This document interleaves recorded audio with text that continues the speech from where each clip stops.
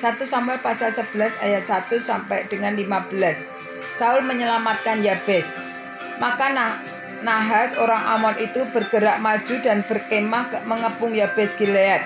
Lalu berkatalah semua orang Yabes itu kepada Nahas, "Adakanlah perjanjian dengan kami, maka kami akan takluk kepadamu." Tetapi Nahas orang Amon itu berkata kepada mereka, "Dengan syarat inilah aku akan mengadakan perjanjian dengan kamu, bahwa tiap mata kananmu akan kucungkil. Dengan demikian akan mendatangkan malu kepada segenap orang Israel." Para tua-tua Yabes berkata kepadanya, "Berikanlah kelonggaran kepada kami 7 hari lamanya, supaya kami mengirim utusan ke seluruh daerah Israel. Dan jika tidak ada seorang pun yang menyelamatkan kami, maka kami akan keluar menyerahkan diri kepadamu." Ketika para utusan itu sampai ke Gibea Saul dan menyampaikan hal itu kepada bangsa itu, menangislah bangsa itu dengan suara nyaring. Saul baru saja datang dari padang dengan berjalan di belakang lembunya, dan ia bertanya, ada apa dengan orang-orang yang sehingga mereka menangis? Mereka menceritakan kepadanya kabar orang-orang Yabes itu. Ketika Saul mendengar kabar itu, maka berkuasalah roh Allah atas dia, dan menyala-nyalalah amarahnya dengan sangat. Diambilnyalah sepasang lembu, dipotong-potongnya, lalu potongan-potongan itu dikirimkannya ke seluruh daerah Israel dengan perantaraan utusan. Pesannya, siapa yang tidak maju mengikuti Saul dan mengikuti Samuel, lembu-lembunya akan diperlakukan juga demikian.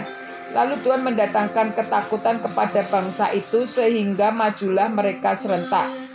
Ketika Saul memeriksa barisan mereka di Besek, maka ada 300.000 orang Israel dan 30.000 orang Yehuda. Kepada para utusan yang datang itu dikatakan, "Beginilah karena kamu katakan kepada orang-orang Yabes Gilead, besok pada waktu panas teriknya matahari akan datang bagimu penyelamatan." Ketika para utusan kembali dan memberitahukan hal itu kepada orang-orang Yabes, bersukacitalah mereka.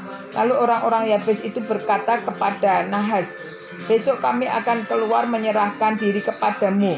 Maka bolehlah kamu lakukan terhadap kami apapun yang kamu pandang baik." Keesokan harinya Saul membagi rakyatnya itu menjadi 3 pasukan. Mereka akan masuk ke tengah-tengah perkemahan musuh pada waktu kawal pagi dan memukul kalah orang-orang Amon sebelum hari panas, dan berterserak-seraklah orang-orang yang lolos itu, sehingga di antara mereka tidak ada tinggal 2 orang bersama-sama. Dan berkatalah bangsa itu kepada Samuel, "Siapakah yang telah berkata, masakan Saul menjadi raja atas kita? Serahkanlah orang-orang itu supaya kami membunuhnya." Tetapi kata Saul, "Pada hari ini seorang pun tidak boleh dibunuh. Pada hari ini Tuhan telah mewujudkan keselamatan kepada Israel."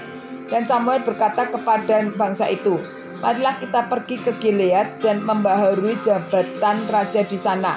Lalu pergilah seluruh bangsa itu ke Gilgal dan menjadikan Saul raja di sana di hadapan Tuhan di Gilgal. Dan mereka mempersembahkan di sana korban keselamatan di hadapan Tuhan, dan bersukarialah di sana Saul dan semua orang Israel dengan sangat.